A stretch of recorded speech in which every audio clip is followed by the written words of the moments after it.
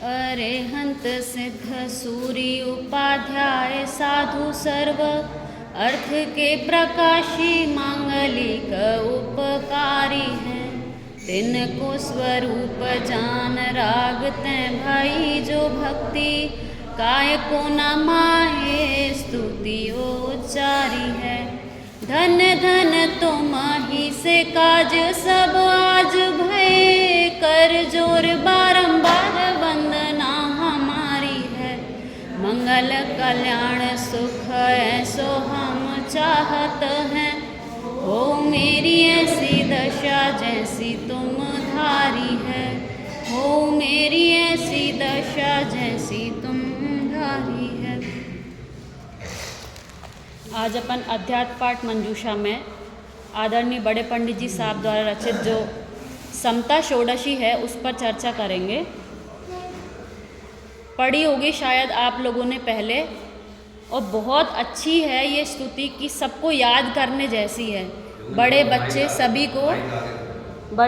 सभी को याद करने जैसी है। पाठ पढ़ेंगे। Page number 114। समता रस का पान करो, अनुभव रस का पान करो। शांत रहो सहज सदा ही शांत रहो। आगे की 2 लाइन और पढ़िए। नहीं अशांति का कुछ कारण ज्ञान दृष्टि से देख अहो। क्यों पर लक्ष्य करे रे मूरख, तेरे से सब भिन्न। समता रस का पान करो, अनुभव रस का पान करो। अर्थ क्या है इसका? इस जीव ने बाहर में तो सुख कई बार ढूंढा है, पर कभी इस आत्मा का अनुभव नहीं किया, आत्मा के अनुभव का रस नहीं चखा। तो ये अनुभव कब आएगा अपने आत्मा का? जब समता होगी। समता अर्थ क्या है कि चाहे अनुकूल परिस्थिति हो या प्रतिकूल परिस्थिति हो, ना तो राग हो ना द्वेष हो, उस परिस्थिति में सुख दुख नहीं होना चाहिए, समता होनी चाहिए। जब जीव को समता होगी ना तो अपने आप सुख शांति अंदर से आ जाएगी। ठीक है, आत्मा सुख स्वरूपी है, पर दिक्कत कहाँ है कि पर वस्तु में परिस्थिति में हम सुख दुख करके आकुल व्याकुल होते हैं। उस समय इतने संक्लेश परिणाम हम करते हैं कि हमें अपने आत्मा का स्वभाव ख्याल में नहीं आता। इसलिए लिखा है कि समता रस का पान करो, अनुभव रस का पान करो। फिर क्या लिखा है? शांत रहो सहज सदा ही शांत रहो। सहज मतलब कि आकुल व्याकुल नहीं होना, कैसी भी परिस्थिति बन जाए। क्योंकि कितनी भी प्रतिकूल परिस्थिति क्यों ना हो या कितनी भी अनुकूल परिस्थिति क्यों ना हो, उससे आत्मा के सुख दुख का कोई कारण नहीं है। क्यों नहीं है? क्योंकि यदि अनुकूल परिस्थिति होगी तो वो कितने समय की रहेगी?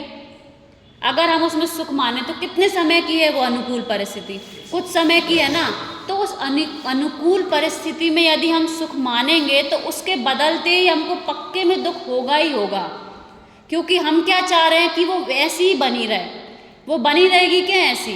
कोई परिस्थिति बनी रहेगी? नहीं बनी रहेगी। क्यों? क्योंकि जो द्रव्य है, द्रव्य का स्वभाव है निरंतर परिणमन करना, और हम क्या चाहते हैं कि वो अपना स्वभाव बदल दे। वो स्वभाव बदलेगी क्या? कभी नहीं बदलेगी। तो द्रव्य का जो स्वभाव है वह परिणमन करना है। तो हर परिस्थिति परिणमित होगी, तो उसमें सुख दुख करना, ये असहज रहना, ये अशांति का कारण है। अशांति से हम क्या समझते हैं? अशांति क्या है? आकुलता होना, क्रोध होना, मान होना, शोक होना, ये अशांति है। क्या सिर्फ यही अशांति है क्या? सिर्फ पाप का उदय ही अशांति है कि पुण्य का उदय भी अशांति है? अरे दोनों ही अशांति का कारण हैं, क्योंकि दोनों ही पुण्य के उदय में भी आकुल व्याकुल होता है व्यक्ति, और पाप के उदय में भी आकुल व्याकुल होता है, और दोनों ही परिस्थिति में वो अपने आप को नहीं जान रहा होता है। वो सुख दुख का कारण किसको मान रहा होता है? बाहर के संयोगों को, बाहर की परिस्थितियों को। तो दुख का कारण पता है क्या है? उल्टी मान्यता दुख का कारण है। क्या है दुख का कारण? सभी लोग बोलो। दुख का कारण क्या है? उल्टी मान्यता। पर से सुख दुख मानना, ये उल्टी मान्यता दुख का कारण है। और ये उल्टी मान्यता जब सीधी हो जाएगी तो क्या हो जाएगा? सुखी हो जाएंगे। तो ज्ञानी जीव दुखी क्यों नहीं हैं? क्योंकि उनको उल्टी मान्यता नहीं है, वो पर से सुख दुख नहीं मान रहे हैं, इसलिए वह दुखी नहीं है। तो हमें दुखी होना है कि सुखी होना है? सुखी होना है। तो ये मूल मंत्र है। कभी भी कोई भी परिस्थिति में अपन को दुख लगे, आकुलता हो, तो क्या विचार करना कि समता रस का पान करो और सहज रहो। कब रहो सहज? सदा सहज रहो। जैसे किसी के यहाँ पे किसी का विवाह आदि हो, कुछ खुशी का माहौल हो, तब भी जीव सब भूल जाता है, सब विवेक भूल जाते हैं, सब कुछ करने तैयार होता है, चाहे वो कोई भी चीज़ हो, चाहे वो पाप भी क्यों ना हो, सब करने तैयार हो जाएंगे। और जब प्रतिकूल परिस्थिति होती है तब जीव को भान नहीं होता। तो ऐसे हम लगा सकते हैं कि जब बहुत ज़्यादा खुश होते हैं ना हम अंदर से, तब भी हमें कुछ भान नहीं रहता, और प्रतिकूल रहती है परिस्थिति तब भी हमें कुछ भान नहीं रहता। तो क्या करना है उस परिस्थिति में? जब बहुत ज़्यादा खुश हो ना, तो अपने आप को संबोधन करना उस समय कि ये परिस्थिति चाहे अच्छी हो चाहे बुरी हो, सब बदलेगी। तो क्या रहेगा हमेशा कि जो मेरा द्रव्य स्वभाव है ना, जो स्वभाव है जीव का, वो हमेशा रहेगा। और जो पर्याय जो है ना, हम उसको बांध के रखना चाहते हैं, ये दुख का कारण है। उल्टी मान्यता दुख का कारण है। हम सुख पर में ढूंढ रहे हैं, ये दुख का कारण है। तो सुख का कारण क्या है? उल्टी मान्यता को छोड़ना है। पर से सुख की कल्पना करना, ये दुख का कारण है। तो ऐसी मान्यता को बदल देंगे तो क्या हो जाएगा? सुखी हो जाएंगे। तो सहज रहना है हर परिस्थिति में, सदा। देखो क्या लिखा है, सहज सदा ही शांत रहो। सहज रहना है कोई भी परिस्थिति हो। फिर देखो आगे क्या लिखा है, किसके दम पर जीव शांत रह सकता है? बताए ना आगे, देखो किसके दम पर शांत रह सकता है। नहीं अशांति का कुछ कारण, ज्ञान दृष्टि से देख अहो, क्यों पर लक्ष्य करे रे मूरख, तेरे से सब भिन्न अहो। अशांति का कारण क्या है कि यह जीव ज्ञान दृष्टि से नहीं देखता। जीव का स्वभाव पता है क्या है? जानना देखना। जीव का स्वभाव मात्र जानना देखना है। हमारी कल्पना से हम पर वस्तु को अच्छा या बुरा मानते हैं। जैसे एक तरफ शक्कर रखी है, एक तरफ कड़वा नीम रखा है। हम क्या चाहते हैं? हमने नीम खाया, ए भगवान कड़वा मुंह क्यों हो गया? अरे नीम का स्वभाव कड़वा है, शक्कर का स्वभाव मीठा है। ऐसे ही सभी वस्तुओं का स्वभाव अपना अपना है। हमने उसको बुरा और अच्छा माना। अरे तुझे कड़वा लग रहा है तो मीठी चीज़ खा ले, उसमें दोष है क्या? नीम में दोष है क्या? नीम का स्वभाव तो कड़वा ही है ना। ऐसे ही सभी वस्तुओं में लगाना है। हमारे साथ कोई भी प्रतिकूल परिस्थिति क्यों ना आ जाए, कुछ भी हो जाए, जैसे तुमने कर्म किए थे उसका ही तो फल आ रहा है ना। कुछ गलत हो रहा है क्या? जैसे किसी के यहाँ पे किसी के यहाँ चोरी हो गई मान लो, किसके कारण हुई? पाप के उदय से। और वह पाप का उदय किसका था? अपना स्वयं का था ना। हमने भूल की थी, हमने कुछ किया होगा, हमने किसी के दान में अंतराय, किसी भी चीज़ में अंतराय डाला होगा, तो वो पाप का उदय आया और हमारे घर में चोरी हो गई। और चोरी हो गई तो उस समय आकुल व्याकुल, एक जीव क्या आकुल व्याकुल होगा बहुत ज़्यादा, और एक जीव है कि शांत है। वो उस समय ये विचार कर रहा है कि ऐसा ही होना था, तो मैंने ही ऐसे कर्म बांधे थे और ऐसा ही हो रहा है। तो कुछ दोनों में से कौन ज़्यादा शांत रहेगा, ये बताओ। जो आकुल व्याकुल रह रहा है वो शांत है, या जो सहज परिस्थिति को स्वीकार कर रहा है वो शांत है?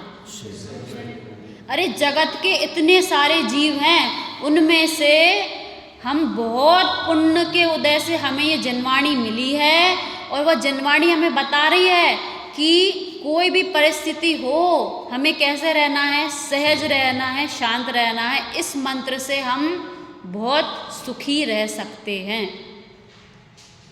पर पता है, अज्ञानी जीव को दुखी होने के लिए कोई कारण नहीं चाहिए। उसको तुम ऐसे ठेंगा दिखा दोगे न तो वो उसमें भी दुखी हो जाएगा। अज्ञानी है ना अपन, तो छोटे छोटे कारणों से हम दुखी हो जाते हैं। आज दूध वाला नहीं आया, अब इसी में दिन भर दुखी है। मैंने कहीं पर पढ़ा था कि दुखी जीव 3 कारणों से होता है। एक तो अपने दुख से दुखी, क्या बोला? अपने दुख से दुखी। दूसरा दूसरे के सुख से दुखी, और तीसरा है खामाखा दुखी। खामाखा दुखी।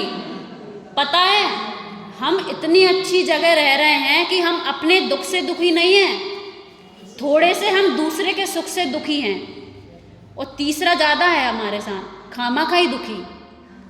हम चाहे ना तो जनवाणी का आधार लेके इतने सुखी हो सकते हैं, लेकिन फालतू की इधर उधर की बातें, छोटी छोटी बातों को लेकर, जिन बातों का कोई सेंस ही नहीं है, उन बातों को लेकर हम इतने दुखी, दिन भर परिणाम खराब करते हैं। हमें महिमा आनी चाहिए हमारे मनुष्य भव की, कि कितने काल से हम कहीं कहीं घूमे, कितनी कितनी पर्याय हमने धारण की। उसके बाद इतने अनंत काल के बाद 50, 60, 70 वर्ष की मनुष्य पर्याय अपन को मिली है। कितना कम समय है हमारे पास। महिमा समझ में आ रही है? जैसे रेत को मुट्ठी में लो और ऐसे करो तो वो जो धीरे धीरे गिरती है ना, ऐसे ख्याल आना चाहिए कि हमारी आयु के जो निषेक है ना, धीरे धीरे कम हो रहे हैं। थोड़ी सी आयु बची है, अगर अभी काम नहीं किया ना तो अनंत काल फिर से वहीं वैसी पर्याय हमको धारण करनी पड़ेगी। तो कितनी अच्छी बात है, जब भी कोई भी दुख लगे, कोई भी प्रतिकूल परिस्थिति आए, तो क्या समझना है कि सहज रहो, शांत रहो। ये शांत रहने का मूल मंत्र है। बच्चों को सिखाना चाहिए। बच्चे आए ना अपने पास कि मम्मी नंबर कम आए हैं, कोई बात नहीं, ऐसे सिखाना चाहिए बच्चों को। किसी से कुछ लड़ाई हो गई, मम्मी ऐसा ऐसा हो गया, कोई बात नहीं। हम पता है उल्टा क्या करते हैं, मैं बताऊंगी उसको, आने दो, 2-2 दिन तक गाना गाएंगे, उसने मेरे बच्चे को ऐसे कर दिया, वैसा कर दिया। अरे बच्चों को शुरू से सिखाओ कि सहज रहो, तब बुढ़ापे में जाके वो आपको समझा पाएंगे कि मम्मी सहज रहो। ये जो रोग आ रहा है ना शरीर में, ये रोग से भिन्न देखो अपनी आत्मा को, तब शांत रह पाओगे। हमें दुख हो लगता है बुढ़ापे में जीवों को कि इंद्रियां काम नहीं कर रही। ये दुख है क्या? इंद्रियां काम नहीं कर रही। पहला तो कि तुमने जीवन भर जनवाणी नहीं सुनी, तो अब कान बंद हो गए तो कोई बुरा हुआ क्या? तुमने जनवाणी नहीं सुनी जीवन भर, जिनदेव के दर्शन नहीं किए, और अगर किए भी ना जिनदेव के दर्शन तो अच्छा है ना, इंद्रियां काम करना बंद कर गई। कान से सुनाई नहीं दे रहा तो अच्छा है ना कि बाहर की बातें सुनाई नहीं दे रही, आंखों से नहीं दिखाई दे रहा। बूढ़े लोग होते हैं ना कि बच्चे कुछ दीवार पे ही लिख रहे हैं तो उसमें दुख हो रहा है, बैठे बैठे आंख से दिख रहा है ना कि वो ऐसे ऐसे कर रहा है। अरे नहीं दिखाई दे रहा तो बहुत अच्छा है, नहीं दिखाई दे रहा, स्वर्ण अवसर है। खामाखा दुखी पता कैसे है अपन?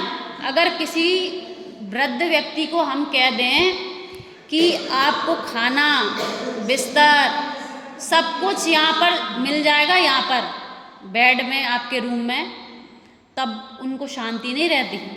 सब कुछ मिल जाएगा आपको, क्यों? क्योंकि करने का परिणाम है ना इस जीव का।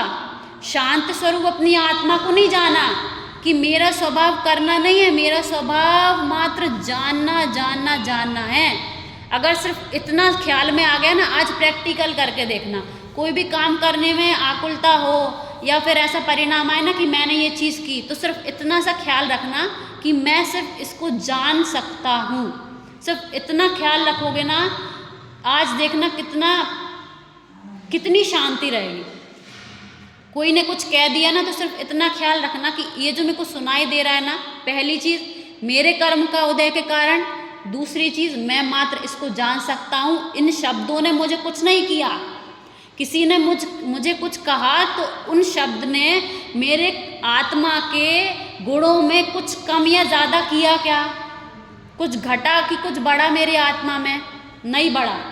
क्यों? क्योंकि जो द्रव्य का स्वभाव है ना, उसको, उसके गुणों को कोई कम ज़्यादा नहीं कर सकता। जैसे शक्कर है, शक्कर को पूरी दुनिया मिलके गाली दे, शक्कर की मिठास कम होगी क्या? शक्कर का स्वभाव बदल जाएगा क्या?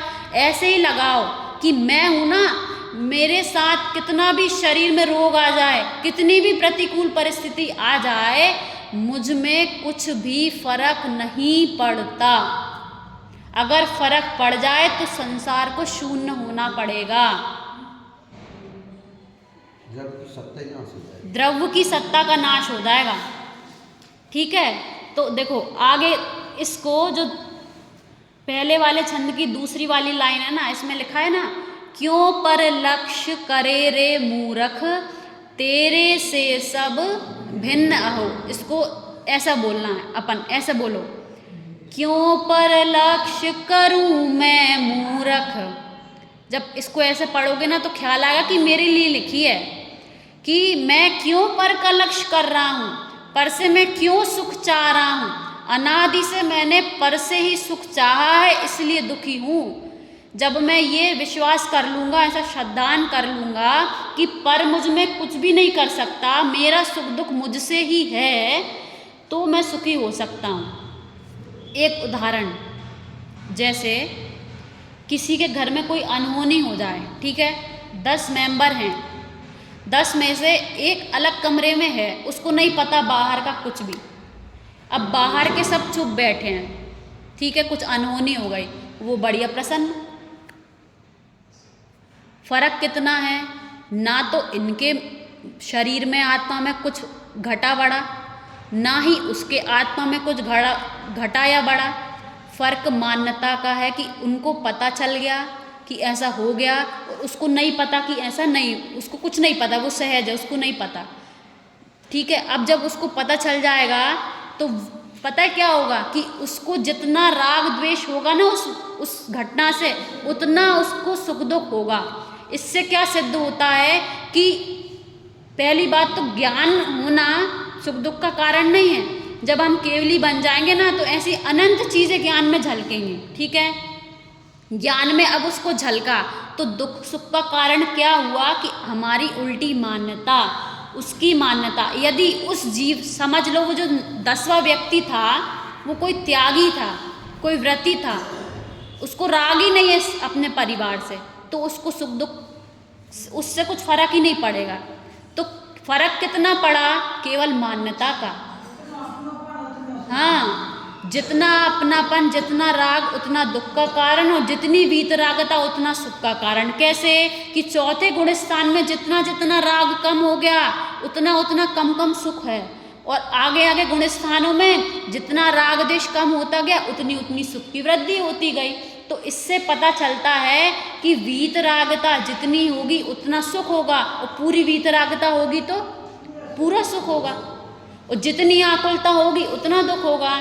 10 मेंबर हैं परिवार में, एक घटना से सबको बराबर फर्क नहीं पड़ता। जितनी जिसकी समझ होगी, जितना जो क्षमता में रहेगा, उसको उतना कम फर्क पड़ेगा।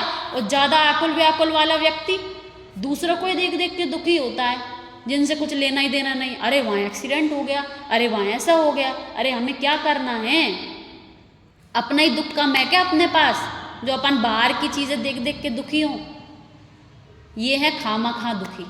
हम कैसे हैं, खामखा दुखी हैं। हमें दुखी होने के बहुत कम कारण है हमारे पास, अगर विचार करें तो सब अनुकूल परिस्थिति है अपने पास। ठीक है, देखो आगे पढ़ते हैं। देह भिन्न है, कर्म भिन्न है, उदय आदि भी भिन्न हो। नहीं अधीन है तेरे कोई, सब स्वाधीन। ये कह रहे हैं कि जब ये देह भिन्न है, कर्म भी भिन्न है, और इस कर्म के उदय से मिली जो संयोग हैं वो सब भी भिन्न है इस जीव से, तो मान्यता इस जीव की क्या है कि हम अपने अधीन करना चाहते हैं पर वस्तु को, कि वो मेरे अनुकूल परिणमित करे। क्यों करे तेरे अनुकूल परिणमित? अगर मैं चाहूँ कि मेरे अनुकूल कोई परिणमित हो तो कोई चाहेगा कि मैं उसके अनुकूल परिणमित हूँ। सब एक दूसरे को अनुकूल करना चाहते हैं, तो कौन किसके अनुकूल परिणमित होगा? होगा क्या कोई किसी के अनुकूल? नहीं होगा। तो भैया यहाँ पे कह रहे हैं कि कोई हमारे दुख का कारण ये है कि हम अपने हिसाब से चलाना चाहते हैं, तो ये बुद्धि छोड़ दो कि कोई मेरे अनुसार चलेगा। क्या रखना है कि सब स्वाधीन परिणमित होते हैं, जो जैसा परिणमन कर रहा है उसको वैसा करने दो। आकुल व्याकुल होने से कोई मतलब नहीं है। देखो फिर आगे क्या लिखा है, पर नहीं तुझसे कहता कुछ भी, सुख दुख का कारण नहीं हो, करके मूढ़ कल्पना मिथ्या तू ही व्यर्थ। पर वस्तु हमसे नहीं कहती कुछ भी कि मैं तेरे लिए अच्छी हूँ, मैं तेरे लिए बुरी हूँ। क्या कह रहे हैं कि कोई चीज़ सुख दुख का कारण नहीं है हमें। फिर क्या है कि मूढ़ कल्पना, मिथ्या कल्पना इस जीव ने की है कि ये मेरे लिए अच्छा है, ये मेरे लिए बुरा है, इसलिए ये जीव आकुलित व्याकुलित होता है। तो सुख का कारण क्या है? उल्टी मान्यता को सीधा करना सुखी होने का उपाय है। पता है आपको, पूरी दुनिया मिलके भी मुझे दुखी नहीं कर सकती जब तक मैं नहीं चाहूँ। मेरा वाक्य है लिखा हुआ, क्या? पूरी दुनिया मिलके भी मुझे दुखी नहीं कर सकती जब तक मैं नहीं चाहूँ। जब मैं चाहूँगा ना दुखी होना, तभी मैं दुखी हो सकता हूँ, नहीं तो कोई चीज़ दुख का कारण नहीं है। उन मुनिराजों को देखो, उपसर्ग में भी अपनी आत्मा दिख रही है उनको। हमसे तो कितनी प्रतिकूल परिस्थिति है, अगर प्रतिकूल परिस्थिति में दुख होता तो वो सुखी हो पाते क्या? सिर पर सिगड़ी जल रही है, कल्पना करते हैं अगर हमारे साथ ऐसा हो तो हम कितने आकुलित व्याकुलित होंगे। और अगर परिस्थिति दुख का कारण हो तो कोई मोक्ष ही नहीं जा पाए।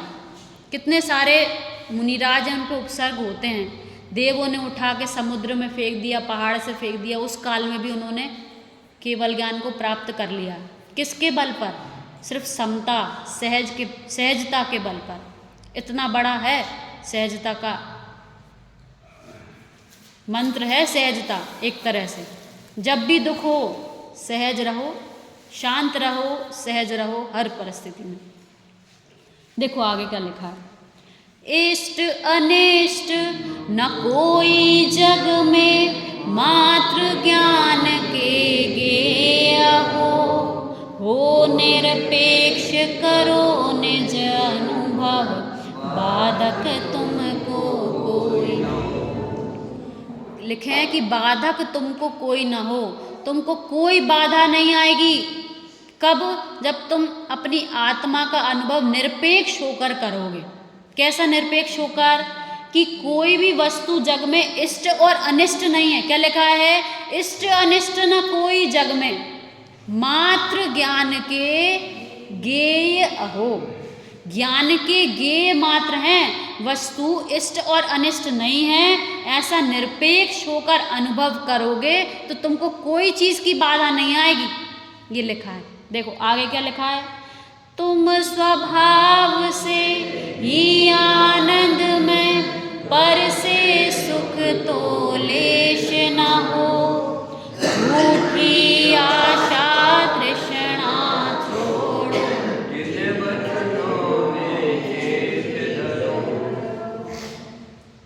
हमको किसी का चेहरा देखना है कि वो कैसा है, तो ना तो वो बहुत ज़्यादा रोएगा तब हम उसका चेहरा समझ पाएंगे, और ना वो बहुत ज़्यादा खुश होगा तब उसका चेहरा समझ पाएंगे। कब समझ पाएंगे? जब वो शांत रहेगा तब। ऐसे ही अपनी आत्मा का स्वभाव हम कब जान पाएंगे? ना तो बहुत ज़्यादा दुखी होंगे तब, और ना बहुत ज़्यादा सुखी होंगे तब, जब सहज रहेंगे तब। तो ऐसे ही क्या लिखा है कि तुम स्वभाव से आनंदमय हो। एक बार केवल ऐसा श्रद्धान आ जाए कि इतनी हमारी आयु अभी तक निकल गई सुखी होने के लिए, कि हम ऐसा कर लेंगे तो सुखी हो जाएंगे, कॉलेज में आ जाएंगे तो सुखी हो जाएंगे, जॉब लग जाएगी तो सुखी हो जाएंगे, शादी हो जाएगी तो सुखी हो जाएंगे, ऐसा हो जाएगा तो सुखी हो जाएंगे। अभी तक सुख मिला है क्या अपन को? तो ये धारा ऐसी चलती रहेगी, या कि कारण ढूंढना कि सच्चा सुख कहाँ है? ये धारा ही चलानी है ऐसी कि ये कर लें, ये कर लें, ये कर लें, ये कर लें, ये कर लें। अभी तक बहुत सारी चीज़ें तो कर ली अपन ने, सुख मिला क्या अपन को? नहीं मिला। हमने दूसरों को अपने अनुकूल भी बनाने की कोशिश की, थोड़े बहुत बन गए होंगे अपने पुण्य के उदय से, तब भी सुख नहीं मिला। तो सुख कहाँ है? कि स्वभाव से आनंदमय है आत्मा, पर से सुख तो लेश न हो, पर से सुख नहीं मिलेगा बिल्कुल भी। झूठी आशा तृष्णा छोड़ो। झूठी आशा तृष्णा है, हम पर से सुख मान रहे हैं। जिन वचनों में चित्त धरो। हम कहते हैं कि जिनवाणी माँ हमारे सिरोधार है, लेकिन मानते नहीं है इस चीज़ को। ये जिन वचन है, इस बात को गांठ बांध लेनी चाहिए कि जिनवाणी माँ कह रही है, तीर्थंकरों की वाणी है ये, कि पर से सुख नहीं मिलेगा। सुख कहाँ है? अपने आत्मा का स्वभाव है आनंदमय सुखमय, तो पर से सुख तो लेश न हो, इतना सा भी नहीं मिलेगा। अगर हम पर कोई भी चीज़ में अगर सुख अपन को आता है ना, तो उस समय हमारी आत्मा का ही सुख आता है। क्यों आता है? क्योंकि जैसे वही उदाहरण अपन लेते, जैसे रसगुल्ला हमको सुख, अभी एक खाया, भूख लगी थी तो अच्छा लगा, ठीक है, तो अगर अच्छा लग रहा है तो बार बार उसी को खाओ ना, फिर बार बार खाने के बाद आकुलता क्यों होने लगती है? तो उस समय विचार करो कि ये सुख का कारण था क्या? अगर सुख होता तो हमेशा आना चाहिए था ना, अब क्यों दुख का कारण हो गया?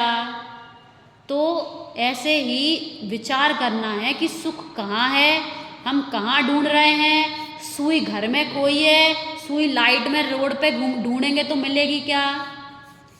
बूढ़ी अम्मा वाला उदाहरण सबने सुना होगा कि सिलाई कर रही थी, घर में सुई गिर गई, रोड पे ढूंढ रही थी लाइट के नीचे, तो किसी ने पूछा क्या ढूंढ रही हो? कि सुई ढूंढ रही हूँ। कहाँ गिरी थी? कि घर में गिरी थी। अरे अम्मा, सुई घर में गिरी थी तो लाइट बाहर कितनी भी क्यों ना हो, कहाँ मिलेगी?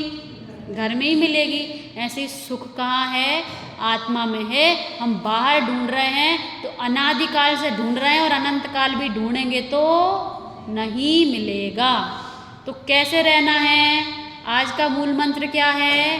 कि सहज रहो सदा, या सदा सहज रहो। और पूरी दुनिया मिलके भी मुझे दुखी नहीं कर सकती जब तक मैं नहीं चाहूँ। ठीक है, बाकी चर्चा अपन शुद्ध स्वरूपी अभिनाश